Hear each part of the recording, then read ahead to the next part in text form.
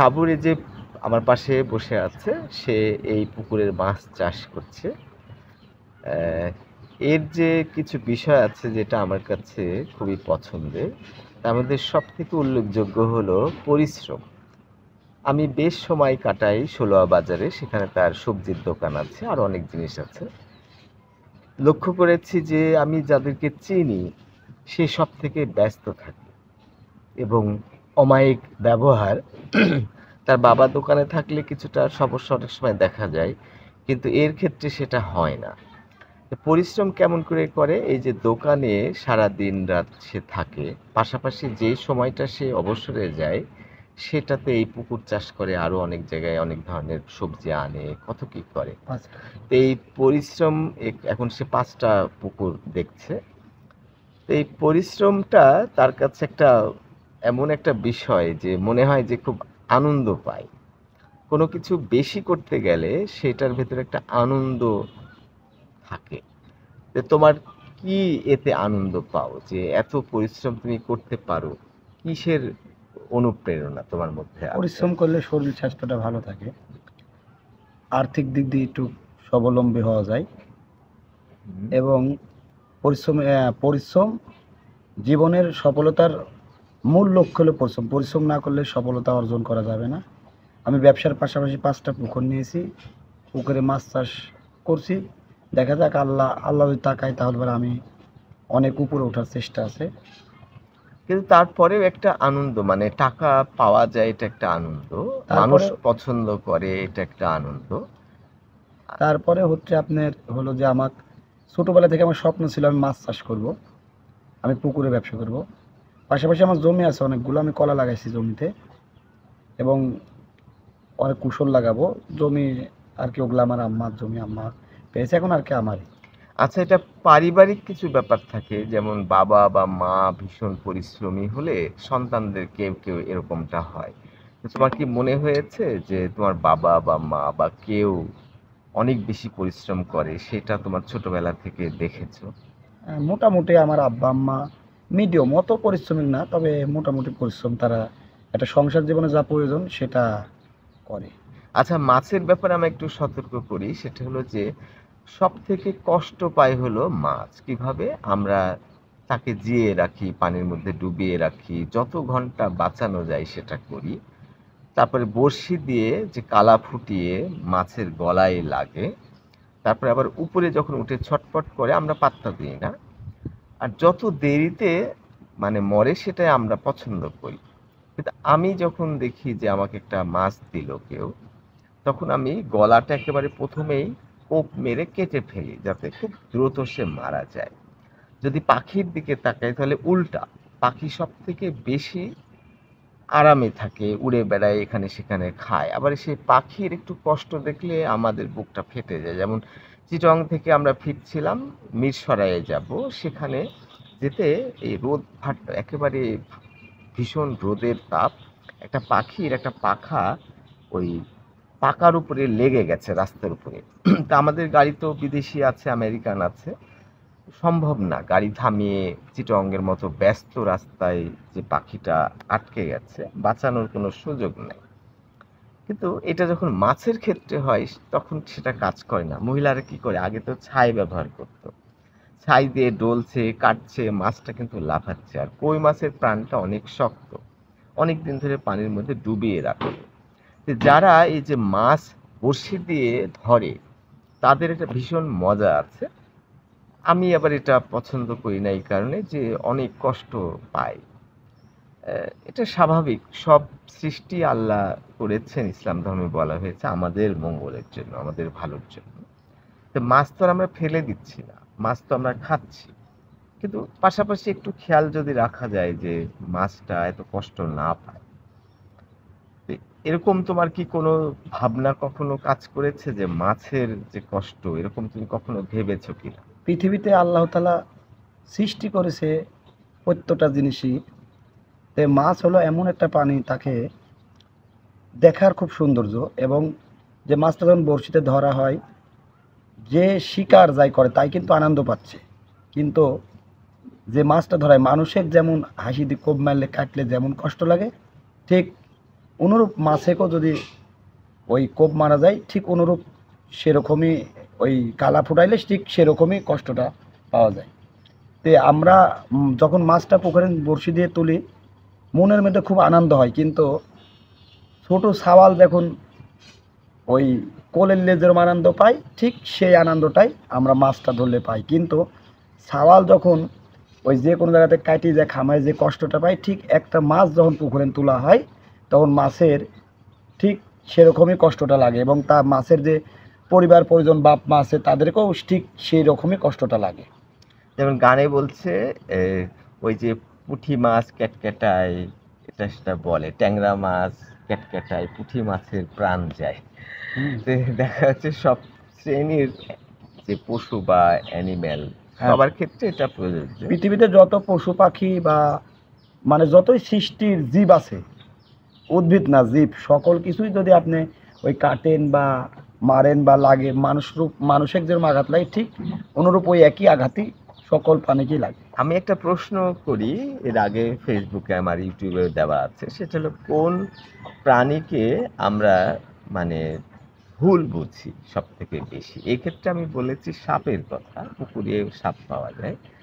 কারণ কি যে অধিকাংশ সাপের বিষ থাকে না, বিষধর না, কিন্তু আমরা সাপ পেলেই তাকে মেরে ফেলি। কেন? কারণ হলো যে আমরা ঝুঁকিতে যেতে চাই না। তোমার যে বাড়ি, তোমার কে হয় যে মারা গেল যে সাপের যে বিষ নামাতো? আমার ফকির। আমার আব্বার মামা, মানে ফকির। ফকির আমার আব্বার মামা, আমার দাদা হয়। সে কিছুদিন আগে ইন্তেকাল করে পৃথিবী থেকে পরকাল গমন করেছে। তো এইটা আমরা খেয়াল করেছি বিজ্ঞান মতে, সেটা হলো যে হয়তো ওঝা যে কাজটা করছে, যে সেই সাপের বিষ নাই, সে হয়তো একটু চালাকি করে বিষটা নামিয়ে দিচ্ছে, তার মানে সে বেঁচে যাচ্ছে। কিন্তু কোনো কোনো ক্ষেত্রে অনেক কম সংখ্যক আছে যে এই বিষটা খুব ভয়ঙ্কর, তখন না, হয়তো সে মারা যায়। সে আপনি যেটা বলছেন এটা আপনার সাথে আমি একমত হতে পারলাম না। সেক্ষেত্রে হচ্ছে যে সাপের এক ধুড়া আর হলো এই ভেমটি সাপ বাদ দিই, কম বেশি এই দুই তিনটা পদের সাপ বাদ দিই, সব সাপেরই বিষ কম বেশি আছে। কতকটার বিষ দ্রুত, যা ওই যে আমরা গোখরা বা গুমা বলি ওটা, তারপরে কুলিম, তারপরে জলবুড়া, আর কি কিছু সাপের বিষ দ্রুত। মাইসি আল্লাদে অনেক সাপ আছে আর কি, অনেক প্রজাতির সাপ আছে। কিছুদিন আগে রাসেল ভাইপার বাড়াইছিল, সাপের বিষ কিন্তু দ্রুত। এগুলো আপনার কামড় দিলে যতক্ষণ দাঁত না তুলি ও যাতে যে বিষ নামায়, এটা সঠিক। দাঁত না তুলি আপনার বিষ যদি না নামায়, তাহলে ওই বিষ দাঁত থাকলে বিষে আস্তে আস্তে আস্তে গোটা শরীরে আপনার ভাইরাস ভাইরাস হয়ে যায়। এক সময় সে কিন্তু মৃত্যুর কলে ঢলে পড়বে। আচ্ছা, সাপের একটা বড় খাদ্য হলো ব্যাঙ। এই সাপ আর ব্যাঙের একটা কৌতুক আছে, সেটা হলো যে সাপকে আল্লাহ বলছে যে তুই ছাড়িস না, আর ব্যাঙকে বলছে তুই ছেড়ে দে।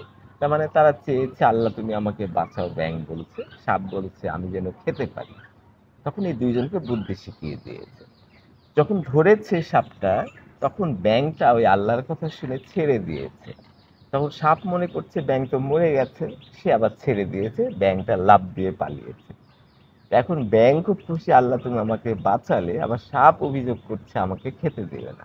তখন তাকে বলেছে তোকে তো আমি ছাড়তে বলিনি। এই যে ব্যাঙ খায়, এই ব্যাঙ উভচর প্রাণী, পানির ভেতরেও বাঁচতে পারে আবার উপরেও বাঁচতে পারে। সাপও কিন্তু পানির ভেতরেও বাঁচতে পারে আবার উপরে উপরেও বাঁচতে পারে। আর সাপের একটা বড় গুণ হচ্ছে হাইবারনেশন বলা হয়, শীত ও নিদ্রা। এই যে এখন শীতকাল আসছে, সাপ এই ঠান্ডাটা সহ্য করতে পারে না, সেজন্য আল্লাহর কি ইশারা, ও গর্তে চলে যায়, যে 6 মাস ধরে না খেয়ে থাকে, শীত ও নিদ্রায় থাকে। তার মধ্যে এমন কিছু আছে যে সেটা দিয়ে সে দিনে দিনে দিনে দিনে হজম করছে। আবার একটা সাপ সজারু খেয়েছে, যে সজারুর তো কাঁটা থাকে, যখন খেয়েছে বুঝতে পারেনি, ঝাঁটার মতো এভাবে চলে গেছে। পরে যখন খাওয়া হয়ে গেছে, তখন ওই খিলগুলো একেবারে বের হয়ে যাচ্ছে, সে সাপের গা ভেদ করে বের হয়ে যাচ্ছে, একসময় সে সাপ মারা গেছে। তো অনেক সময় কিন্তু খুব বিপজ্জনকও হয়। আর সাপের মধ্যে সব থেকে যেটা বড় সাপ অ্যানাকোন্ডা, মানে ভীষণ অ্যানাকোন্ডা। মানে মোটা। তো তো অ্যানাকোন্ডার মতো সাপ কিন্তু যেমন শক্তিশালী, আবার একটা চিকন সাপ আছে, সেই সাপও কিন্তু ভীষণ শক্তিশালী। একটা পুকুরে কুমির আছে, সাপও আছে, কিন্তু সাপ গুরুত্ব দিচ্ছে না, আর কুমির ওকে ধরেছে। আমরা দেখছি ভিডিওতে যে সাপ কেন পালাচ্ছে না, কুমিরের আশেপাশে আছে। তো যখন কুমির ধরেছে তখন সাপ এমন ভাবে পেঁচিয়েছে যে নিঃশ্বাস বন্ধ হওয়ার মতো অবস্থা কুমিরের। তখন কুমির ওই হাত মানে দাঁতটা ছেড়ে দিয়েছে, তারপরে সাপ বেরিয়ে গেছে, ঘুরে বেড়াচ্ছে। তো ছোট বড় অনেক জিনিসের মধ্যে কিন্তু শক্তি অনেক কম বেশি হয়। আবার এক ধরনের সাপ আছে উঠতে পারে না, কিন্তু মনে হবে যে উঠতে পারে, এই গাছে থাকে, শিকার যদি দূরে দেখে ও কিছুটা শরীরটাকে পাতলা করে অনেক দূর পর্যন্ত যেতে পারে। নীল সবুজ রঙের একটা চমৎকার সাপ আছে। এখন আমার একটা হলো যে মেয়েরা সাধারণত সাপকে ঘৃণা করে, আমি যেটা লক্ষ্য করেছি, ভয় পাওয়ার থেকে ঘৃণা করে, কিন্তু পুরুষরা আমি দেখেছি যে ভয়টাই বেশি পায়। কিন্তু সাপের একটা সৌন্দর্য আছে, সেই সৌন্দর্যটা একটা নারীর চোখে কেন কুৎসিত মনে হয়, এটা নিয়ে আমার কিছু ভাবনা আছে। আর সাপের বিষ দিয়ে কিন্তু অ্যান্টিভেনম তৈরি করা হয়, ওই বিষ দিয়ে কিন্তু কিছু ওষুধ, অ্যান্টিবায়োটিকের মতো ওষুধ তৈরি করা হয়। সাপ আমাদের যে পৃথিবী, এখানে কিন্তু অনেক উপকারও করে, ব্যাঙও করে। আর ব্যাঙের ক্ষেত্রে তুমি হয়তো ভালো জানো না, যেটা যারা অনার্স পড়ে বিশেষ করে বায়োলজিতে, তারা এই ব্যাঙকে গোটা কেটে এভাবে করে পিন করে পরীক্ষা করে। তো এটা দেখে একটা ভয়ঙ্কর খারাপ লাগতো যে ঘন্টার পর ঘন্টা ধরে ব্যাঙটাকে অর্ধেক করে মানে চামড়া মতো করে পিন করে রাখছে। তা আমার যেটা মূল এখানে বক্তব্য, সেটা হচ্ছে অ্যানিম্যালদের প্রতি যে আমাদের একটা বড় ধরনের আক্রোশ আছে। আমরা একদমই ভাবি না যে তাদেরও কষ্ট হয়। ধরো তুমি গাছ, এই গাছের কিন্তু মোটর নিউরন থাকে না, গাছ হাঁটতে পারে না, তো আমরা হাঁটতে পারি। কিন্তু দেখবে কেউ কেউ শরীর সুন্দর আছে কিন্তু ওই অসুখ হলে হাঁটতে পারে না বা চলতে পারে না মোটর নিউরনের কারণে। এখন গাছের কি কষ্ট হয়, এটা আমার কাছে খুব অদ্ভুত। স্যার জগদীশ চন্দ্রও কিন্তু প্রমাণ করেছে গাছের জীবন আছে, গাছ বড় হচ্ছে, বছরের পর বছর থাকছে, কিন্তু সেখান থেকে সে কি মজাটা পাচ্ছে। হয়তো এমন হতে পারে যে সে খাচ্ছে, এই খাওয়ার মধ্যে তার একটা মজা আছে, আর এমনি এমনি গাছটা বড় হচ্ছে, ওর কিছু এখানে বিষয় না। তাহলে আমরা আবার একটু কাজের কথায় আসি, যে তোমার এত কিছু ছেড়ে পুকুরের ব্যাপারে আগ্রহ কেন? এখানে কি অনেক বেশি লাভ হতে পারে? তোমার কোনো গল্প শোনা আছে বা কি কারণ হতে পারে? ঠিক লাভটা সেমন এরকম না, যে আমার শখ ছিল ছোটবেলা থেকে আমি এই ব্যবসাটা করব, এই আর কি। দেখা যাক, আমি নতুন লাগছি তো এখন, 2-4-5 বছর গেলে বোঝা যাবে যে ব্যবসার আয় উন্নতি কেমন কি। সাবরের দেখছি আরেকটা পরিচয় হচ্ছে রাজনৈতিক। আমি লক্ষ্য করেছি তার মধ্যে উচ্ছ্বাসটা চমৎকার, সবসময় কাজ করে, দেখে যে কেউ মনে করবে যে এরকমটা নাও হতে পারে। কিন্তু একটা ইলেকশনে তোমার যে একটা নাচ দেখেছি, সেটা আমার খুব মনে পড়ে। তো এই যে রাজনৈতিক ব্যাপারে তোমার যে খুব বেশি অ্যাক্টিভিটিস, সেটা পাওয়া যায় না, তুমি যেহেতু ব্যস্ত থাকো, রাজনীতিবিদদের সাথে বেশি চলো না, কিন্তু একটা পক্ষ তুমি পছন্দ করো। তে রাজনৈতিক মজাটা তুমি কিভাবে নাও? এটা কেন তোমার মনে হয়? রাজনৈতিক হচ্ছে আপনার ভোটের টাইম এলে, ভোট এমন একটা নেশা, যাই ভোট করে। আমি যেমন বিএনপিকে সাপোর্ট করি, বিএনপিকে সমর্থন করি, এবং আমি নিজেও বিএনপি করি। আমি বিএনপির পক্ষে থাকি। আমি 16 ইউনিয়ন 3 নং ওয়ার্ড বিএনপি ছাত্র দলের সাধারণ সম্পাদক, বর্তমান আমি এখনও আছি। আমার জানা মতে যতটা বাংলাদেশের দল আছে, সুশৃঙ্খল ভদ্র ভালো বলতে গেলে বিএনপি। হ্যাঁ, দলের মধ্যে 2-1টা খারাপ লোক থাকবে, তাই বলে কি সবাইকে তো খারাপ বলা যাবে না। হ্যাঁ, শতকরা 2-1টা আছে, তবে অন্য অন্য দলের চাইতে এই দলটা অনেক ভালো। এই দলের মানুষের নীতি নিয়ম অনেক অনেক উন্নত। সেজন্য আমি এই দলকে পছন্দ করি। জিয়াউর রহমানের আদর্শ আমি পছন্দ করি। জিয়াউর রহমান মৃত্যুর আগে তার এর একদম সই সত্য কথা যে সুটকেসে যে জায়নামাজ আর তসবি পাওয়া গেছিল, আমরা তার আদর্শে বিশ্বাসী।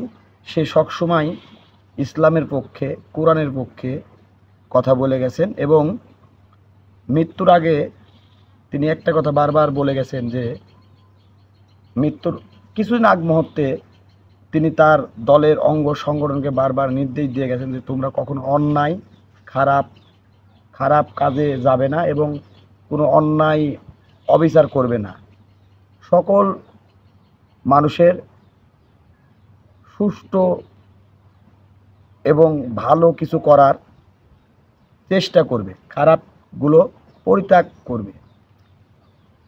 হচ্ছে এবার সামনে নির্বাচন আসছে, নির্বাচনে আমাদের চারঘাট বাগা থাকি আমি ওইটা আসছি, সেটা হলো যে দলের যে নেতার আছে এর অন্যতম সবচেয়ে বড় নেতা আবু সাইদ চাঁদ আমাদের পাশে 2 কিলোমিটার দূরে মারিয়া গ্রামের সে অধিবাসী। সে দীর্ঘদিন চেয়ারম্যান ছিলেন ইউনিয়নের, পরে উপজেলার চেয়ারম্যান হয়েছেন, এবার তিনি সংসদে যাচ্ছেন।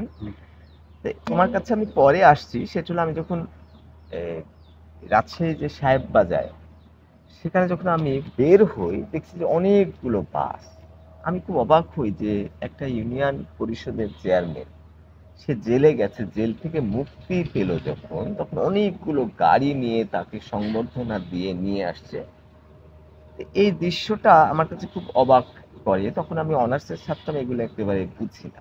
তা আমার বরাবরই একটা আকর্ষণ আছে যে ওর মধ্যে কি জাদু আছে, যে জাদুর কারণে এত সে জনপ্রিয়। সে এমন একটা মানুষ, আপনি বিপদে পড়ে গেছেন, উনি কিছু না পারলে ওর বাড়ির কর্মচারী বলবে এই আমার চান আসছে, হামেদুরের ভাই আসছে চা, ওটা আমার ছোট ভাই, তাকে এক কাপ চা একটা বিস্কুট দিই। চা বিস্কুট খাওয়ার পর সে যত ব্যস্ত থাকুক বলবে তোমার কি সমস্যা বলো। আপনার কথাগুলি শুনে যদি কাজ নাও করতে পারে দাও, আপনার পিঠে হাত দিয়ে সে বলবে যে তুমি যাও, আমি তোমার কাজটা করার চেষ্টা করি। আর যদি পারে সঙ্গে সঙ্গে যদি ফোন দিয়ে হয় কিংবা যদি কোনো অর্থনৈতিকভাবে হয়, এগুলার সঙ্গে সঙ্গে সারার চেষ্টা করবে। সেজন্যই সে এত জনপ্রিয়। রাজনীতির মূল অংশ হলো জনগণ, জনগণ যে নেতাকে ভালোবাসবে তার দ্বারাই রাজনীতি সম্ভব। এখানে খুব গুরুত্বপূর্ণ একটা জিনিস আসছে যে যত ছোটই হোক, কামলা হোক বা রাখাল হোক, তার কাছে কোনো আর্জি নিলে সে গুরুত্ব দিয়ে শোনে। এটা হলো তার খুব সুন্দর কথা।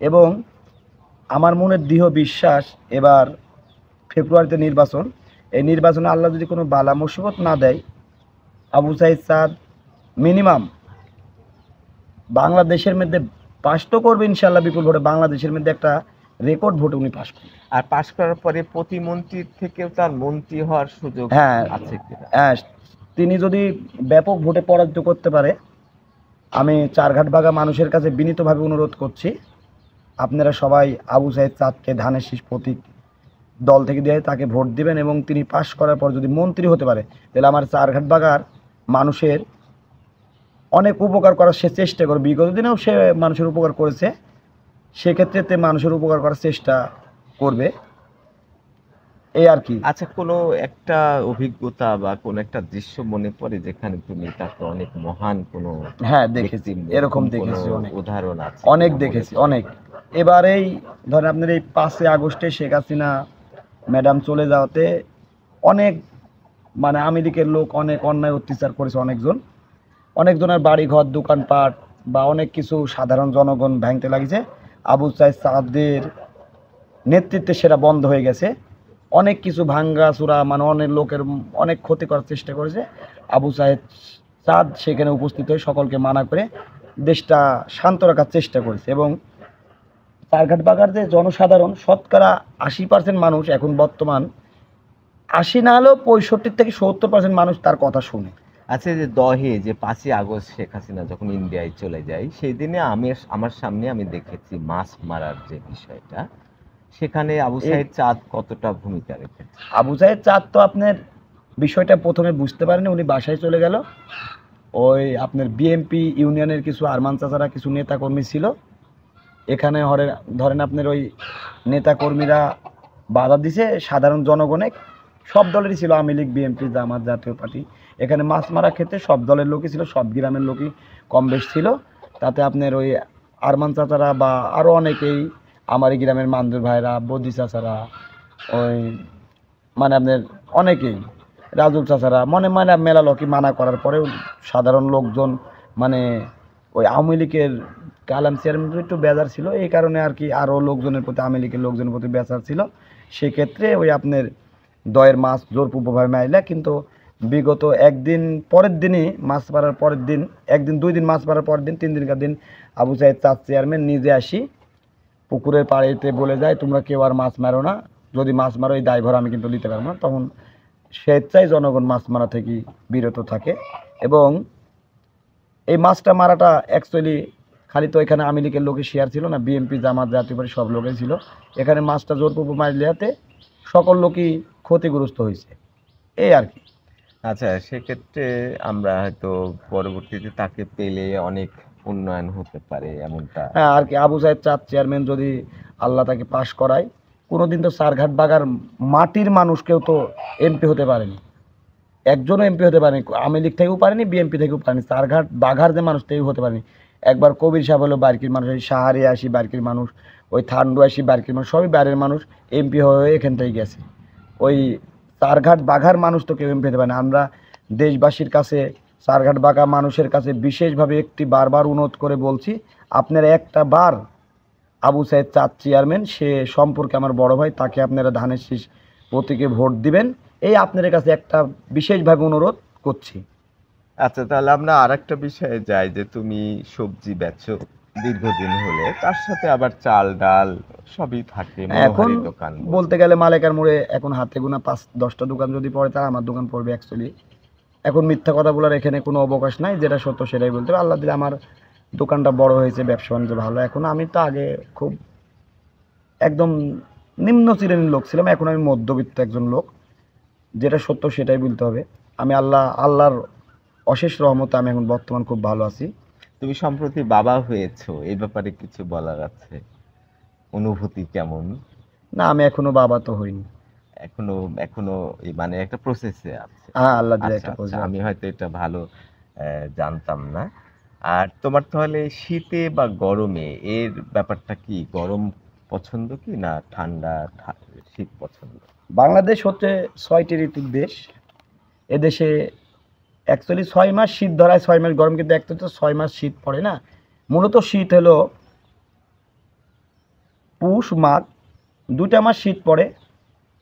অগ্রণ চলছে, অগ্রণে তেমন শীত পড়ে না, শীত হালকা হালকা শুরু হয়েছে এখন। মোটামুটি শীত পড়ে 3টা মাস, অগ্রণ পুষ আর মাঘ, 3টা মাস শীত। ফাল্গুনে আপনার গরম পড়াই চলে আসে, আশ্বিনকালতেও ওইভাবে এখন 3টা মাস শীত ধরা চলে। 6 ঋতুর আর দেশে তোমার স্কুলে কতদূর পর্যন্ত পড়েছো, বা পড়ার ব্যাপারে মজার স্মৃতি? আমি আপনার 16 ডিগ্রি কলেজে পর্যন্ত আমি পড়ছি। 16 ডিগ্রি কলেজে আমি বিএনপি থেকে ছাত্রদলের সভাপতি মনোনীত হয়েছিলাম। ওখানে আমার বিপক্ষে অনেকেই প্রার্থী ছিল, তারা আমার সঙ্গে পেরে ওঠেনি। আমি মানে ছাত্রছাত্রীরা আমাকে সমর্থন করে ছাত্রদলের সভাপতি বানাইছিল। তোমার তাহলে এটা একটা অসাধারণ গুণ, সেটা হলো যে এত ব্যস্ত থেকে, ভয়াবহ ব্যস্ত থেকে আবার রাজনৈতিক অঙ্গনে তুমি যে একটা বড় ভূমিকা, মানে এখানে কোনো সিক্রেট হ্যাঁ, আমি আছে কিনা, শো- মানে পারো না, কিভাবে? আমি আপনার কোনো টাকার লোভ করিনি। আমি আমাকে মানুষের কোনো চা খাওয়াতে পারবি না, 10 টাকাও দিতে পারবি না। আমি সঠিকভাবে চলি। এবং আমি বুদ্ধির থেকে, আমি যখন 8-9 থেকে পড়ি, তখন আমি জিয়াউর রহমানের ছবি দেখি, তখন থেকে আমি দল পছন্দ করি। এবং 16 কলেজে যখন গেলাম, তখন থেকে আরও জনপ্রিয়ভাবে দল করা শুরু করলাম। আমার বেঁচে থাকা পর্যন্ত আমি কে কী করলো বলতে পারবো না, আমি ওই জিয়াউর রহমানের আদর্শ, আমি ধানের শীষেরই ভোট করবো, ধানের শীষেরই ভোট দিব। এবং দল আমার খুব বিএনপি ভালো লাগে, বিএনপি আমার মনোনীত, বিএনপি আমি খুব পছন্দ করি। এবং বিএনপির পক্ষে আমি সবসময় কথা বলি। এবং বিএনপির বিজয়ের জন্য যা যা করা লাগে সেটাই করব, জনগণের কাছে যাব, ভোট চাবো হাত পা ধরে, যে কোনো কথা বলেই ভোটটা আমরা বিএনপিকে দেওয়ার কথা বলবো লোককে। এবং বিএনপি একটি ভালো দল, শান্তি শৃঙ্খল বজায় রেখে সব জায়গাতে সুষ্ঠুভাবে চলাফেরা করে। হ্যাঁ, আপনি দেখেন এখানে আমি বলি, বিএনপির লোকগুলা দেখেন আপনি কেমন মনের মানুষ। বদিস আছে একটা ভালো বড় মনের মানুষ, আমার মান্দুর ভাই আছে একটা বড় মনের মানুষ, আমার যে গরিবগুলা লোক আছে এখানে সাধারণত কিনু, মুমতাজ ভাই, আমি, আমার রাজুল চাচা, শিয়াব চাচা, এখানে ওই যে সুখ চাচা বেড়া, দৌলতপুরে পড়ায় আমরা। এখন বর্তমান যে অবস্থা, দৌলতপুরে 70% বিএনপির ভোট একদম ইনশাল্লাহ জোর দিয়ে হবে। বিএনপি দৌলতপুরে বিএনপিটা আগাগোড়াই পপুলার, এখন আরও বেশি পপুলার হয়ে গেছে। যেহেতু আবু সাইদ চাঁদ দৌলতপুরের মানুষকে খুবই ভালোবাসে এবং দৌলতপুরের মানুষও আবু সাইদ চাঁদকে খুব ভালোবাসে। অন্য অন্য দলের ভাইরাও আছে, আমরা তাদের সাথে সম্পৃক্ত বজায় রাখি। দেশের মানুষ সবাই একসাথে চলাফেরা করে। আমার দেশে আওয়ামী লীগের আমলেও কোনো বিএনপি জামাতের লোকের প্রতি কোনো মামলা হামলা হয়নি। আমরাও ঠিক পড়াই বিএনপি ক্ষমতাতে আর কি, ধরেন ইউনূস স্যার দেশ চালালেও বিএনপি ক্ষমতায়, কিন্তু আমরাও ওই রাজনীতি করি না। নিজের দেশের লোক আমার সাথে খারাপ আচরণ করেনি, অন্যায় অত্যাচার করেনি, আমরা অনুরূপ পরের সঙ্গে ওরম আচরণ করি না। আমরা দৌলতপুর শান্তিপ্রিয় মানুষ, শান্তির সাথে সবাই বসবাস করি এবং সুষ্ঠুভাবে সবাই বেঁচে থাকার চেষ্টা করি। একজনের বিপদে আরেকজন এগিয়ে যায়, এটাই আমাদের দৌলতপুর এর মানুষের।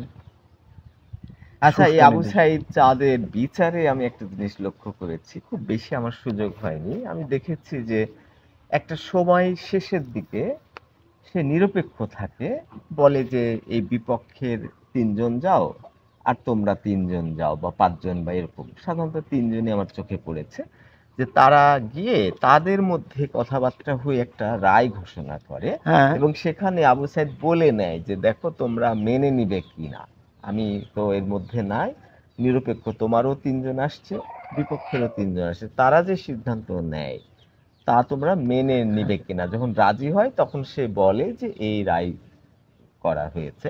আর অনেক মারিয়াতে যেহেতু সেকেন্দার দুলাভাই আছে, ওখানে আমি যেটা জিনিস দেখেছি যে তার স্ত্রী এবং তার মা, এই 2জন আর ভীষণ আমি প্রশংসা শুনেছি। ওনার মা ওনার স্ত্রীতে মৃত্যুতে সবচাইতে বড় কষ্ট আবু সাইদ চাঁদের। আমারও প্রচণ্ড কষ্ট লাগছে, যার গর্ভধারিণী মা মৃত্যুবরণ করেছে, সেক্ষেত্রেও কিন্তু সে জেলে। তার সহধর্মিণী স্ত্রী মৃত্যুবরণ করেছে, সেক্ষেত্রেও সে জেলে। এই নেতার জীবনে এত কষ্ট যা অন্য কোনো নেতার জীবনে নাই। সে এমন একজন মানুষ, বিচার সালিশে বসলে সুন্দর করে বুঝায়, দুই পক্ষে বুঝায়, এমনকি নিজে অর্থ দিও, নিজের পকেটের অর্থ দিও বিচার সে শেষ করার চেষ্টা করে। যখন পারেন তখন বোর্ড দেয়, বোর্ডেও যখন বিচার মানে না, সে তখন ওনারেকে 1 মাস 2 মাস বোঝার টাইম দেয়। সেক্ষেত্রেও যদি কাজ তখন না হয়, তখন নিজের পকেটের অর্থ দিই, নিজের ত্যাগ দিই, নিজের শ্রম দিই, বোঝা বাই যেভাবে বিচার সালিশ ফাইসলা করে। সে নেতা আবু সাইদ চাঁদ শুধুই একজন। তিনি জেল খাটা, হাইজত, পুলিশ, আদালত এগুলা পছন্দ করেন না। এবং মানুষ যে বিপদে পড়ে জেলে যাবে বা হাইজতে যাবে, যা জেল খাটবে, এগুলা পছন্দ করে না। যত চেষ্টা করি যান পরান দিয়ে তিনি বিচার ওখানে ফাইসালি করে দেওয়ার চেষ্টা করে। এবং চারঘাট বাগার মানুষ বলতে রাজশাহী জেলার মানুষ 70% মানুষ তার বিচারে সন্তুষ্ট। এবং সবথেকে বেশি যে ছোট এবং বড় এর ভেদাভেদ করে না, না, সবাইকে তিনি সমান গরিব করে দুঃখী, দেখে। গরিব দুঃখী সাধারণত মেহনতি মানুষ, সবসময় তিনি গরিবের পক্ষই নিয়ে তা কথা বলেন। গরিব দুঃখী মেহনতি মানুষ সবাইকে সুষ্ঠুভাবে বিচার সালিশ করে দেওয়ার চেষ্টা করেন। তার জীবনে একটা সবচেয়ে ভালো গুণ, জীবনে কাউন্সিলে চেয়ারম্যানই করে গেছে, চাল সে কোনোদিন চুরি করে খায়নি। এই রেকর্ড কেউ দেখাতে পারবে না আবু সাইদ সাদের। এই একটা সবচেয়ে ভালো গুণ, কেউ যদি বলে মিথ্যা কথা বলবে। এবং প্রত্যেকটা চেয়ারম্যানকে সে অনুরোধ করে গেছে, তোমরা ফকিন্নি গরিব দুঃখী অসহায়ের মাল লুটপাট করো না। কিন্তু বর্তমান চেয়ারম্যানের আসলে পারে ওগুলাই আগে খায়। সেক্ষেত্রে এখনকার বর্তমান চেয়ারম্যান মেম্বারের প্রতি সাধারণ লোকের আস্থা সেভাবে থাকছে না। আবু সাইদ চাঁদ যে মানুষ ছিল, সেরকম মনের মানুষ এখন মেলানি খুব মুশকিল। তবে এখনকার চেয়ারম্যানও মোটামুটি ভালো, খারাপ বলা চলে না। বর্তমান যে চেয়ারম্যান মেম্বাররা আছে, এরাও মোটামুটি লোক সমাজে যে কোনো জিনিস পেলে বন্টনটা মোটামুটি ভালোই করে। 100% না এলো 90-80% এনারা করে। ইনারে মন মানসিকতা চলাফেরা খারাপ না। আবু সাইদ সাদের মতো তো হবে না, তবে উনার গড়ে বিএনপি অঙ্গ সংগঠনের যে চেয়ারম্যান আছে লালন চাচা মোটামুটি ভালো মানুষ, সে সুষ্ঠুভাবে বন্টন করার চেষ্টা করে। তার এই যে সিঙ্গাপুরে চোখের জন্য, এমনিতেই শারীরিকভাবে খারাপ না, কিন্তু চোখের বোধহয় একটা এখন আল্লাহ দিলে চোখের সমস্যাটা, এক চোখেও ভালোই দেখতে পায়, এক চোখে একটু কম পেত, কিন্তু এখন সে ওই চিকিৎসা করে আসার পরে সে মোটামুটি ভালোই দেখতে পাচ্ছে এবং সে সুস্থ আছে। এবং সব সাধারণত জনগণের ভালোবাসা তার প্রতি। আমার একটু আকৃষ্ট স্মৃতি আছে। হলো যে কয়েকজন ঢাকায় গিয়েছিল, ওদের একটু মাছ ব্যবসায়ী, তো আবু সাইদের কাছে গিয়েছিল, আমাকেও নিয়ে গিয়েছিল। ওরা প্রীতম মানে হোটেলে আমি দেখেছি থাকতে, মানে নিজের বাড়ির মতো করে। মানে ঢাকার যে পুরান পুরান পল্টন, ওইখানে একটা হোটেল আছে আবাসিক, সেটা আমার বেশ কিছু স্মৃতি মনে পড়ে। আবার আমরা একটু ফিরে আসি যে মাছ চাষের কি নিয়ম কানুন তুমি শিখেছো? হ্যাঁ, ওই যে আমার কি কিছু দাও আগে ওখানে? মাছ চাষ ওনারা করতো, আমি সাধারণত খৈল ব্যবহার করি বেশি, আমি লিটার ওইভাবে দিই না, ওই গরমে হালকা পাতলা এক আধ দিন দিতাম, লিটার দিলে পুকুরে গ্যাস করে, সেজন্য আবার মাছটাও খুব মানে হয়, ক্ষতি হয়, বিষাক্ত পুকুর হয়। আলারও ক্ষতি হয় এবং পুকুরের পাড়ি প্রচণ্ড ভাঙে এবং আচ্ছা, তাহলে তুমি ধরো আরো বেশি বড় হলে বা অনেক টাকা পয়সা হলো, এরকম হলে তোমার কোনো স্বপ্ন আছে কিনা? না, আমার আমার স্বপ্ন আছে, আমি আল্লাহ যদি আমাকে হাতে বাঁচা রাখে, আমি কিছু টাকা পয়সা একটু বেশি হলে, ভালো হলে, আমার 5টা 6টা পুকুর হলে, ব্যবসা বড় হলে, কিছু টাকা পয়সা হলে আমার হজে যাওয়ার চিন্তা ভাবনা আছে। আমি একজন মুসলমান, ইসলাম বিশ্বাস করি, সেক্ষেত্রে আমার হজে যাওয়ার চিন্তা ভাবনা আছে, এই আর কি। আচ্ছা, অনেক অনেক গল্প হলো, অনেক ভালো লাগলো, অনেক ধন্যবাদ।